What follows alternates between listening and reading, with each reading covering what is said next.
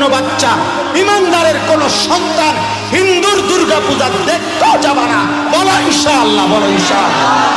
বেঈমানের দুর্গা পূজার মধ্যে একবার উকি দিতেও যেও না, তোমার ঈমান হুমকির মুখে পড়বে, তোমার ইসলাম হুমকির মুখে পড়বে, তোমার ধর্ম হুমকির মুখে পড়বে।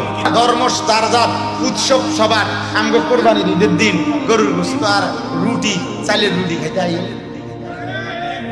হ্যাঁ আসো না এখন তা যারা এখন এগুলা বলে তারাই তো তাদেরকে উৎসাহিত করে তাদের ঘরে খাওয়ার উচিত এবং সেটা ভিডিও দেওয়া উচিত যে দেখেন আমি যে বলছি ধর্ম যার যার উৎসব সবার।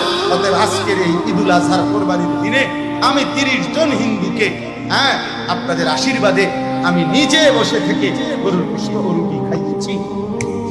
খাওয়া মাতবুরি শুধু মানুষের কান ধরে, নেতাগিরি শুধু পাবলিকের উপরে চাপায় দেওয়ার চেষ্টা। আমার ধর্ম, আমার ইবাদত, আমার আনন্দ, আমার শখ, আমার ইসলাম, আমার আল্লাহ, আমার রাসূল, আমি অন্যের কাছে যাব কেন? যাব বলেন? যাব না ইনশাআল্লাহ। বলেন ইনশাআল্লাহ, সবাই বলেন ইনশাআল্লাহ। আল্লাহ আমাদেরকে তৌফিক দান। পরিষ্কার বললাম, কোন আমরা কারো উপরে আমরা আঘাত করব না, কারো উপরে আমরা জুলুমও করব না।